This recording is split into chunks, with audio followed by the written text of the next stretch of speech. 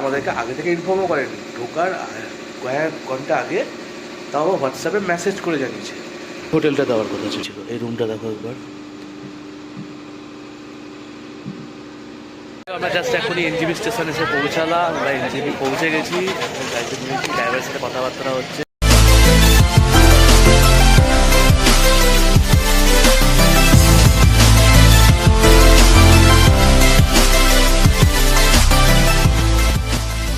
So hello guys, good morning বন্ধুরা। চলে এসছে নতুন ভিডিও নিয়ে। আজকে তারিখ হচ্ছে 5 তারিখ। আজকে আমরা পেলিং থেকে চেক আউট করে বেরিয়ে যাব। সো এতদিন যা হলো সবই ঠিক আছে, সবই ভালোভাবে ঘুরেছি। অ্যাকচুয়ালি আমাদের সাথে যে স্ক্যাম, যে প্রবলেমটা বলছিলাম, প্রবলেমটা হয়েছে, রোদ আসছে সেটা আসছে, প্রবলেমটা হয়েছে বলতে যে ট্রাভেল এজেন্টের থ্রু আমরা বুকিং করে এসেছি, ঠিক আছে। তো ওই ট্রাভেল এজেন্ট আমাদেরকে যে রুমের ফটো দেখিয়েছিল বা যে হোটেল দেখিয়েছিল, ঠিক আছে, সেই হোটেল এখানে তখন এসে জানতে পারছি আমাদের হোটেল চেঞ্জ হয়ে গেছে। সেটা আমাদেরকে আগে থেকে ইনফর্মও করেনি, ঢোকার কয়েক ঘন্টা আগে তাও হোয়াটসঅ্যাপে মেসেজ করে জানিয়েছে। আমরা তো ঘুরতে চলে এসেছি, এখানে নেটওয়ার্কের প্রবলেম, যার কারণে আমরা মেসেজও চেক করিনি। দুপুরের দিক করে বলেছে আপনাদের হোটেলটা চেঞ্জ হয়েছে, রুমটা চেঞ্জ হয়েছে, যেরকম সেই হোটেল হয়নি। ফোন করেও জানায়নি, ফোন করে অ্যাক্সেশন হবে, ফোন করেও বলেনি। আমাদের প্রথমে যে হোটেলটা দেওয়ার কথা ছিল দেখাচ্ছিল আমাদের হোটেলটা, দেখো দেখতে পাচ্ছ, রয়েস ডাবলিন রেসিডেন্স। আমাদের প্রথমে এই হোটেলটা দেওয়ার কথা ছিল। এই হোটেলটা না দিয়ে তার আগে রাস্তার ধারে একটা হোটেল, এই হোটেলটা তখন আমাদেরকে দিয়ে দেয়। এমনকি এই হোটেলের যে রিসেপশনের যে ম্যানেজার আছে, সেও ফোন করে যে भाई आप लोग कहाँ पे पहुँचे, कब तक आओगे। तो सब कुछ बात हो गया। तभी भी मुझे नहीं बताया कि आपका होटल चेंज हो गया। तो हम लोग यहाँ पे लगभग वो 5:30 बजे तक पहुँचे थे, ठीक है। 5:30টার সময় পৌঁছানো, তখন জানতে পারছি এরকম ব্যাপার। তো অলরেডি আমার সাথে কিছু লেডিস পার্সনও আছে, তাদেরও শরীর খারাপ হতে শুরু করেছিল, একটা জার্নি করে এসেছি, এসব ইস্যু প্রবলেম নিয়ে হয়েছে। তো যাই হোক, সেই নিয়ে তো ফোনে বিরাট একটা ঝামেলা হলো ট্রাভেল এজেন্সির সাথে। ট্রাভেল এজেন্সি বলছে আমি আগে ইনফর্ম করেছি। আগে থেকে ইনফর্ম করা মানে কী বলে, আমরা তো ভাই 1 মাস আগে বুকিং করেছিলাম, একদিন হয়তো হট করে বুকিং করে এসেছি। অ্যাকচুয়ালি ওই এজেন্টের থ্রু আমি এর আগেও ট্রাভেল করেছি, বাইক নিয়ে যখন দার্জিলিং গেছিলাম, দার্জিলিং একটা এতেই করা, তখন সার্ভিস ভালো পেয়েছিল, খারাপ হয়নি, সেই ভেবেই এবারও আমরা বুকিং করেছি। নো ডাউট ট্রাভেলের যে প্যাকেজ যেটা দিয়েছিল আমাদেরকে, মানে টুরিস্ট স্পটগুলো ভিজিট করা, গাড়ি করে ঘোরানো, যেগুলো ওগুলো 100-এ 100% একদম রেটিং। হোটেল যেটা দিয়েছে আমাদেরকে খারাপ নয়, থাকা যাবে এরকম হোটেল তো ভাই আমার নিজের বাড়িতেও বেডরুমও আছে। কিন্তু পাহাড়ে আসলে কি একটা ভিউ রুম থাকবে, দেখো ভাই রুম দেখলে এইরকম অবস্থা, ঠিক আছে। ওই দূরে হালকা হালকা একটু পাহাড় দেখা যাচ্ছে, একটা ভিউ রুম থাকবে, জানলা ইয়ে থাকবে, বা আমরা সেইভাবে কথা বলেই এসেছি। খাবার দাবারও খুব একটা ভালো না, ঠিক আছে। ব্রেকফাস্টে পুরি সবজি বা রুটি তরকারি, ব্রেড বাটার অমলেট, চাটা দিচ্ছে, চা দিয়ে কোনো প্রবলেম নেই, চা ঠিকঠাকভাবে দিচ্ছে। এইগুলো অপশনাল আছে। রুটি সবজি চাইছি, বলছে হবে না, আজকে রুটি তরকারি, মানে ওদের ইচ্ছা মতো আমাদের খেতে হবে, আমাদের ইচ্ছা মতো আমরা খেতে হবে, এইটা হচ্ছে। যাই হোক, লাঞ্চ তো আমাদের ছিল না, লাঞ্চ বাইরে। রাতের dinner fried rice, chilli chicken, অথবা সাদা ভাত, ডাল, একটা তরকারি, এগ কারি, আর ফিশ ছিল না আমাদের অপশনে, এরকম ছিল, ঠিক আছে। তো 3 দিন ধরে আছি, 3 দিন ধরে শুধু সাদা ভাত, রাইস, ডাল দিয়েই যাচ্ছে। চিকেনটা দিয়েছে, তাও লাস্টের দিন বললাম চিকেন খাবো না, ডিম করে দিয়েছে। ফ্রাইড রাইস চিকেনের কথা বললাম, তো বলছে আমার ফ্রাইড রাইস চিকেন করতে পারবো না, আরও হোটেলে গেস্ট আছে, তারা যদি না খায় তাহলে আমরা কী করে করবো। তো এবার বললাম ভাই আমরা তো প্যাকেজে এসেছি, আমরা তো টাকা দিয়েছি ফ্রাইড রাইস চিকেন, আমাদের কেন হবে না। বলছে নাও করতে পারবো। যাই হোক, ওটা কম্প্রোমাইজ করলাম। আজকে সকালে আবার ভাষা হয়ে গেছিলো, মানে কালকে রাতেই হয়েছে ঝামেলাটা, যে মানে প্রতিদিন একটা না একটা করে প্রবলেম ফেস করতে হয়েছে আমাদের, প্রতিদিন ডে 1 থেকে। অনলি হোটেল আর ফুডিং নিয়ে গাড়ি ড্রাইভার দিয়েছিল আমাদের, ও নো ডাউট ওকে নিয়ে কোনো প্রবলেম হয়নি। অনলি ফুডিং আর ইয়ে নিয়ে আমাদের ডে 1 থেকে হ্যারেস্ট হতে হয়েছে। শুধু আমাদের নয়, এখানে আরও যারা গেস্ট আসছে বাঙালি ট্রাভেল এজেন্টের থ্রু, তাদেরও অনেকেরও সেম প্রবলেম। কালকে সবাই এটাই আলোচনা করছিল, মানে অন্য গ্রুপে ওরা আলোচনা করছে ওদের নিজেদের গ্রুপের মধ্যে। তা আমরা জানতে পেরে তখন গেলাম, যে ওদের কথা বলছি, ওদেরও সেম প্রবলেম, আমাদের মতনই প্রবলেম ওদের।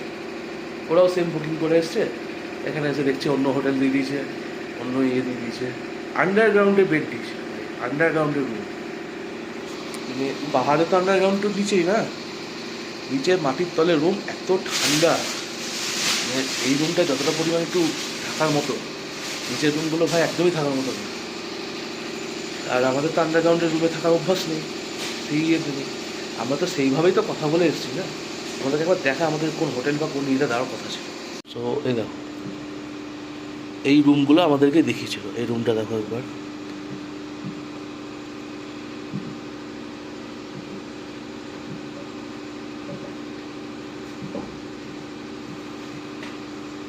Balcony room. এখানে তো ব্যালকনির কোনো বংশই নেই আমাদের যে হোটেল দিয়েছে। এই দেখো ব্যালকনি।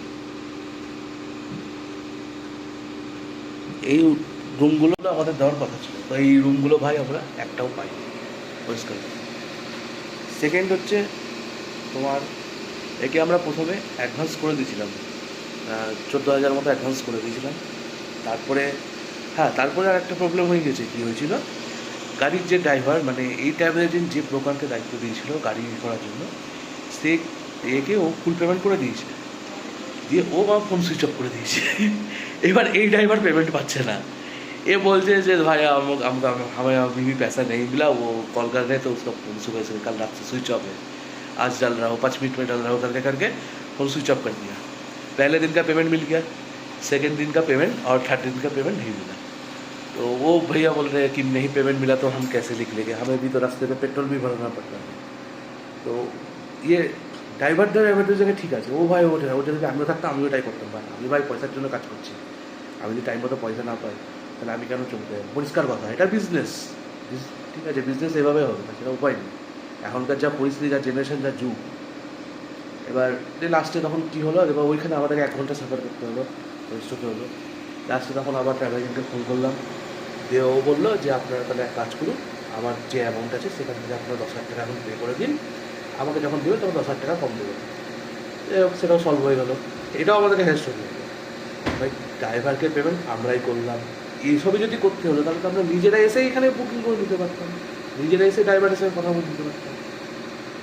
এই হলো কেস, আজকের মতো এখানেই শেষ। আর তো কিছু নেই, যা হলো টোটালটাই বললাম। এবার কী করা যাবে, ব্রেকফাস্ট করবো, সেটা গাড়ি নিয়ে বেরোবো না নিচের দিকে।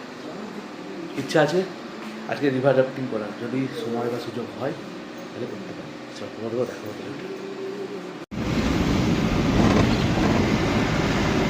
আমরা গ্যাংটকে ওই স্কিপ পেলিং থেকে গাড়ি ছেড়েছি। তারপর রাস্তায় একটু দাঁড়িয়েছিলাম চা খাওয়ার জন্য, কোথাও দাঁড়াইনি, সোজা এসে এখন সেবক ঢোকার 15 মিনিট আগে দাঁড়ালাম ওয়াশরুমের জন্য, একটু ওয়াশরুম করার সময়। আর একটা গ্যাস ওয়াটার আছে এখানে, পাহাড়ের জল, যেটা গ্যাস কিছু হানি করেছিল, খুব ভালো উপকার। সবাই নিচে জল দিচ্ছিল, ড্রাইভারটাও দাঁড়ালো, বললো আমাদেরকে জল নেওয়ার জন্য, আমরা সবাই নিলাম এখান থেকে জল।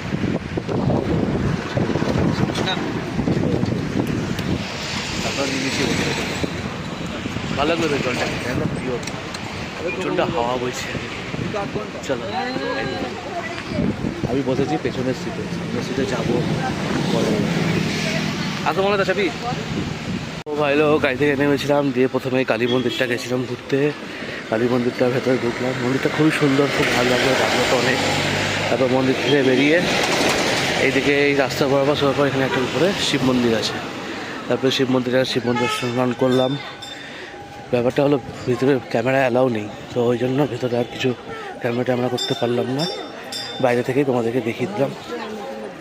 ভালো জাগ্রত, আসতে পারো, খুব সুন্দর জায়গা। আর আমাদের গাড়ি ওইদিকে রাখা আছে। ড্রাইভারকে ভাবলাম ফোন করে বলবো এদিক দিয়ে যাবো, ড্রাইভারকে ভাবলাম ফোন করে বলি আপনি গাড়ি নিয়ে চলে আসুন, আমরা এদিক দিয়ে পড়ছি। নেটওয়ার্ক তো নাই কিছু, ড্রাইভার তো ফোনই লাগলো না। যাচ্ছি হাঁটতে হাঁটতে, সবাই দাঁড়ালো ওখানে, যাচ্ছি গিয়ে নিয়ে চলে আসছি ড্রাইভার।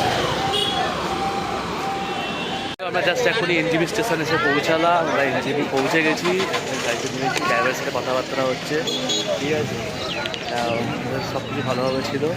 যে ড্রাইভারটা আমাদেরকে 4 দিন ধরে ঘুরছে সেই ড্রাইভারকে দেবো। ग्रुपिंग फोटो खींचेंगे उसके बाद। यही ड्राइवर है जो हमारे साथ घूमे थे, ठीक है। ये हमारा भैया का नाम छत्री भैया है। भैया फोन नंबर और इसका खुद का ये एजेंट है, इसका ये गाड़ी खुद का है, ठीक है। ये हमको घुमा देते हैं। आपने ये बताया मेरा जो कॉन्टैक्ट नंबर है 7407126643। जो भी आप लोग को मेरे साथ कॉमर्शियल गाड़ी में टूर करना चाहते हैं तो मेरा कॉन्टैक्ट नंबर यहीं पे है। सिक्किम का जो कुछ भी टूर होता तो इस भैया का डायरेक्ट कॉल कीजिए हमारी तरफ। वो ट्रैवल एजेंट के थ्रू बिल्कुल मत फंसिए, डायरेक्ट ड्राइवर को कॉल कीजिए, डायरेक्ट आइए, बहुत ही अच्छा है, इसका सर्विस बहुत अच्छा है। तो भाई এনজেপি স্টেশনে ভেতরে এন্ট্রি করেছি, লাগেজ নিতে ডাকা হচ্ছে, দু চারটে ট্রলি ব্যাগ খেয়ে উঠলাম, খেয়ে দিয়ে ঘুরে ঘুরে আসলাম 3 নম্বর প্ল্যাটফর্মে গেলাম, দেখছি ওখানে কোনো বসার জায়গা নেই, সব লোড। ওয়েটিং রুমে তো কোনো সিঁড়ি নাই, কোনো গল্প নাই। লাস্টে এখন দেখতে পাচ্ছি তিরপল বিছিয়েছি, সবাই তিরপল বিছিয়ে লম্বা লাইন দিয়ে সবাই এখন এখানে ভুলে গেছি। আরে এনজিপি না, ওভারব্রিজের উপরে, এনজিপির যে ব্রিজ, স্টেশনে এপার ওপার যাওয়ার যে ব্রিজ, সেই ব্রিজের উপরে আমি বসে আছি। প্রচণ্ড গরম। 58 বাজতে হবে, 58 বাজতে। ট্রেন আমাদের 5:30, বিকেল 5:30টায় ট্রেন। ট্রেন আসতে এখন অনেক দেরি। তখন একটুখানে বসে থাকি, একটু করে সূর্য চলে যাবে, তারপর ঠিক হয়ে যাবে। ভিড় দেখো, ওই উপরে বসেছিলাম, ওখান থেকে সিঁড়ি দিয়ে নেমে নেমে আসলাম, সব লাগেজ হয়ে যেখানে রেখেছি। ট্রেন আসছে এখন, ভিড় তো আস্তে আস্তে আসছে ট্রেনটা, টাইমের আগেই চলে এসছে অলরেডি। 5:25 ছিল, 5:07 বাজে, এখন 5:07 চলে এসছে আগে। আর মনে হচ্ছে সব কামরূপই ধরতে এসছে। পুরো পুরো ফাঁকা হয়ে গেলো একদম, ওভারব্রিজটা এত ভিড় ছিল, পুরো ফাঁকা। ট্রেনটা আগে উঠি ভেতরে, তারপরে ভিডিও করতে হবে, নাহলে পসিবল না এত ভিড়ের মধ্যে। যদিও আমাদের এসি কোচ বুক করা আছে, এখন দেখি কতটা কী দেয়।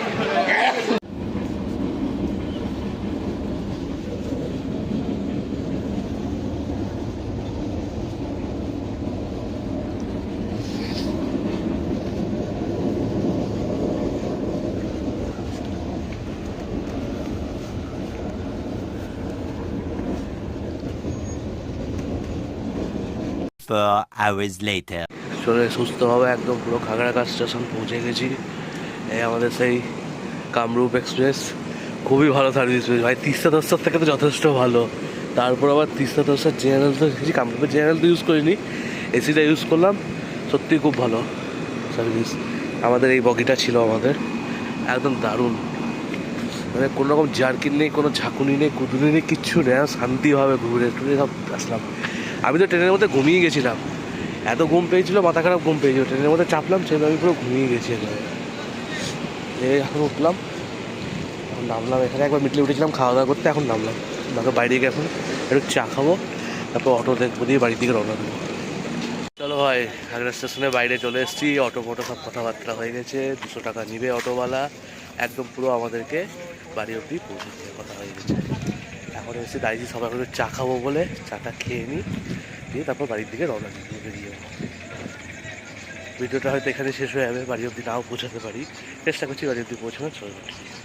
চলো ভাই, আজকের মতো ট্রিপ এখানে শেষ, দেখা হচ্ছে নেক্সট পরবর্তী ব্লগে। জাস্ট এক্ষুনি পৌঁছালাম, বাড়ি ঢুকিনি, রাস্তার উপর নামিয়ে দিল, মন্দিরের সামনে দাঁড়িয়ে আছি ব্লগটা এন্ডিং করার জন্য।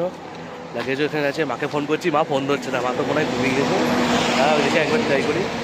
চলো আজকের মতো ভিডিও ব্লগ এখানে শেষ করছি, আর দেখা হবে নেক্সট পরবর্তী ভিডিওতে, নেক্সট পরবর্তী ব্লগে। খুব শিগগিরই একটা বাইক রাইডের ভিডিও আসতে চলেছে, ডেট এখনও ফাইনাল হয়নি, খুব শিগগিরই তবে আসবে। ডেস্টিনেশন ফাইনাল হয়ে গেছে, প্ল্যানটা সব রেডি হয়ে গেছে, খালি সঙ্গীত দরকার, লোকজনের অপেক্ষা, ওটা রেডি হলেই ডেট ফাইনাল করে বেরিয়ে যাবো। চলো দেখা হচ্ছে নেক্সট পরবর্তী ব্লগে, tata bye bye, see you.